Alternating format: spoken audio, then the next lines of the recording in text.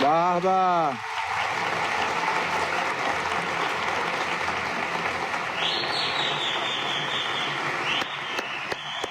سلام. قبل از اینکه برنامه رو شروع کنیم من میخواستم از همه کسانی که توی این مدت ازمون حمایت کردن، پدر و مادرم، پدر و مادر پرهام، دبیرمون، عوامل پشت صحنه هست و جایی تشکر کنم.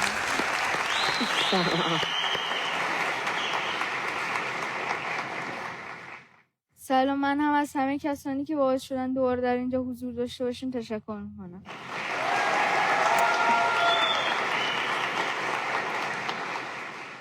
داوران عزیز، جلوی هر کدوم از شما یک کاغذ هست. ازتون خواهش میکنم که روی اون کاغذی که جلوی دستتون هست 2 تا عدد 6 رقمی بنویسین. 6 رقمی؟ 6 رقمی. هر کدوم 2 تا عدد 6 رقمی. 6 رقمی بله. خب من میام ازتون کمک میخواین داور عزیز برای عدد 6 رقمی؟ یه خود روز من فکر کنم. میگه چقدر وقت داری؟ چقدر وقت داری؟ همین بود. خدا رو شکر. گفتم الان چیکار باید بکنیم با کاغذ؟ خب آقای دکتر جلوی شما یه کاغذ دیگه هست. اگر امکانش باشه جلوی اون هم 15 تا عدد 2 رقمی بنویسین. روی اون هم 15 تا عدد 2 رقمی بنویسین. من بنویسم شما بخون.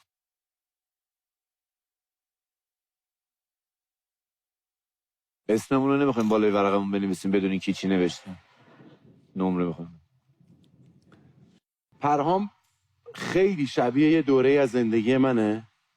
عجب. مگه بله. میشه اصلا؟ مگه داری؟ تو جهت حالتی که داره منو میخواستن بچگی برن هموم قیافم این شکلی میشد. یعنی یه ذره انگار به زور و معذب بودم یه ذره. خجالتیه.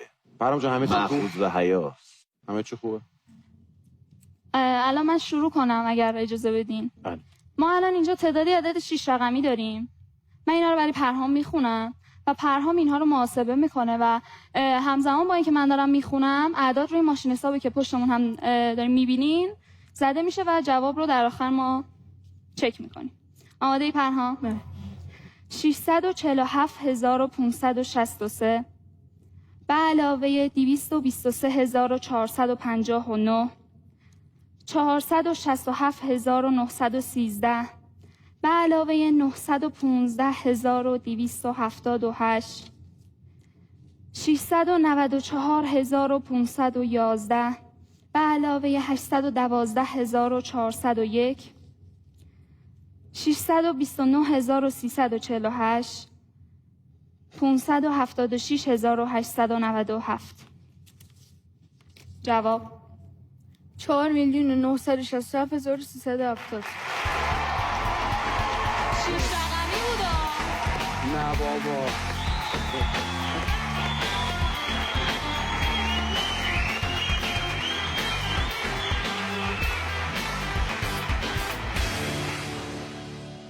ما این جواب روی تخته می‌نویسیم بعدا احتمالاً نیازش خواهیم داشت. حالا اون عددی که آقای دکتر برای من نوشتن رو من میخوام الان در مورد یک مبحثی با خانم نونهالی صحبت کنم و از آقای عظیم‌نژاد میخوام که همزمان با اینکه من دارم صحبت میکنم برای من بخونن این رو، اعداد رو. آها یعنی میخوای با خانم برای پرهام بخونم. الان شما میخوای با خانم نونهالی حرف بزنی؟ بله. همزمان که خانم نونهالی حرف میزنی آقای عظیم‌نژاد آریا برای پرهام عددهایی که دکتر حسین نوشته رو بخونه. بله. جوابو کی میده؟ اجازه بدیم ببینیم دیگه. ببخشید مزاحم شما هم شدیم. خیلی عذرخواهی میکنم. خانم نونهالی من میخواستم با شما در مورد کاربرد ریاضیات صحبت کنم توی زندگی. اینکه شده تا حالا رمزش شنیدین رو 51 کاربرد فراوون 29 اینکه فکر میکنم 33 خیلی اوقات کاربردهای محاسبات و ریاضیات 18 پنهان میمونه از دید خیلی از انسان‌ها و به خاطر همین ریاضی رو خیلی کم میبیننش و ضعیف میبینن، خوششون نمیاد. این برای شما اتفاق افتاده؟ نه. 95 یه لحظه ببخشید. جواب شما 802 802 نه 800 شد. 2 تا اضافه بود. یه بار دیگه من بزنم که مطمئن شین. خود 800 آره. 800 ولی یه بار دیگه هم بزنم. چی داشتین آقا؟ یه 2 تا گوجه. 2 تا گوجه اضافه اومد. 802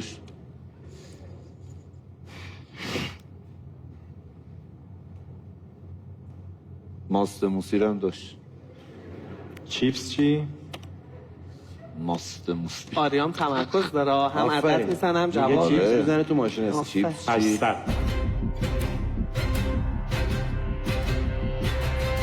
اگر فرض کنیم الان داشتم با خانم نونهالی در مورد کاربرد ریاضیات صحبت میکردم، اگر فرض کنیم این 800 تبدیل بشه به 800,000 تومان و پولهایی باشه که پرهام امسال توی ایدی جمع کرده، پرهام دوست داری پولهای ایدی تو چه زمینه خرج کنی؟ من چون که مطالعه رو دوست دارم میخوام کتاب بخرم. کتاب بخوام. آقای علی خان شما بگین به نظر چند درصد از این پول رو باید صرف خرید کتاب بکنه؟ 800,000 تومنو چند درصدش رو باید صرف خرید کتاب بکنه؟ 27 درصدشو. 27 درصدش. پس 216,000 تومان رو برای خرید کتاب باید صرف کنم.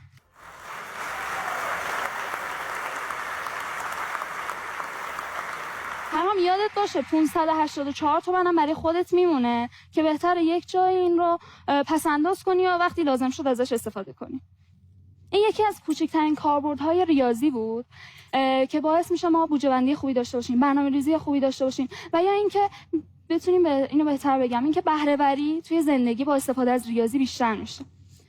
خب توی این مرحله 50 تا عدد 4 رقمی روی صحنه نمایش داده میشه و پرهام اونها رو محاسبه میکنه.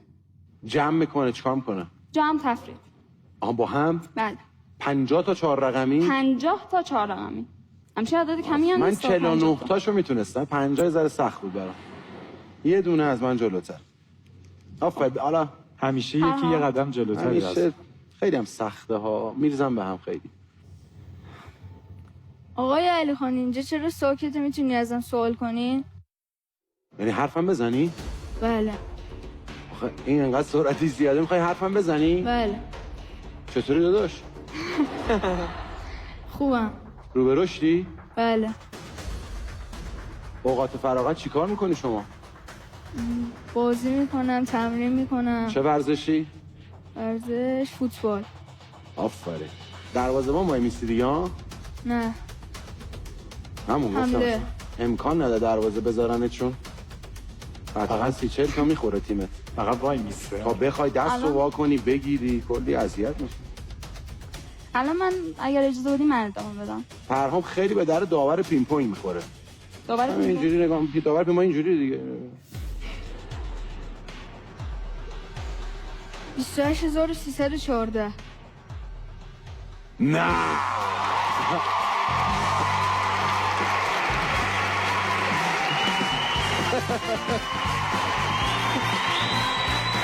آفرین به. آفرین به. تو شاهکاری پسر، بی‌نظیری پرهام. آفرین آفرین.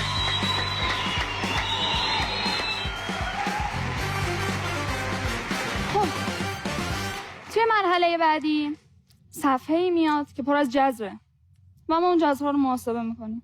چند تا جذره؟ نمیدونم. 17 27 17 27 17 27 459.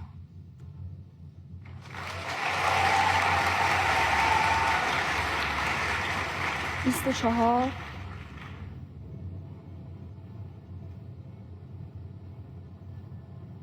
31 24 31 744.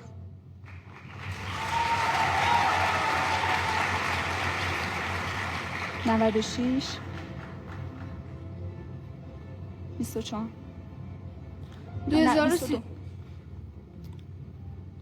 2112. 94 6862.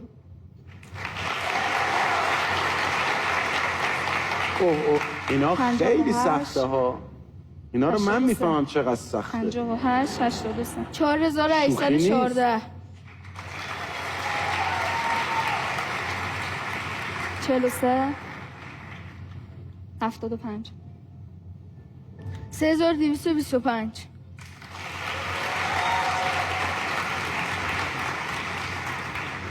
38 78 2964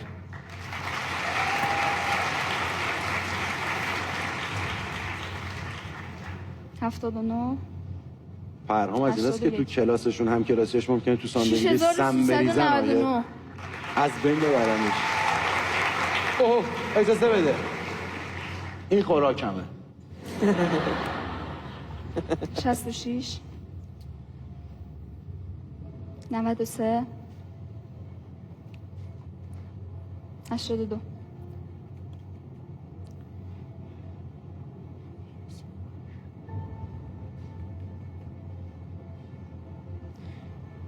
504,716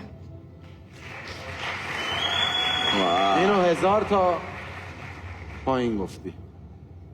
گفت 504,000. بله. 503,116 بود. 709 709. آفرین درسته.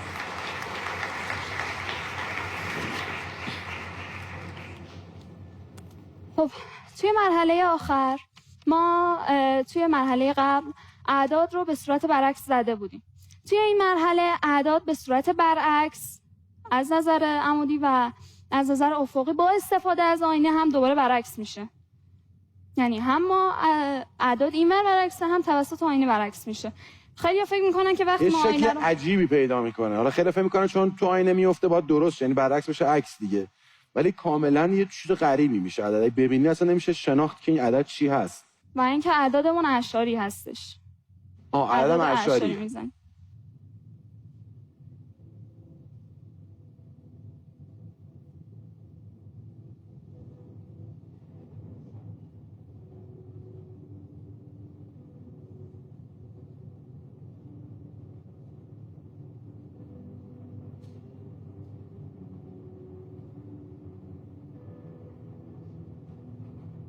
شصت و نه ممیزه 88 69 9 ممیزه 88 69 ممیزه 88.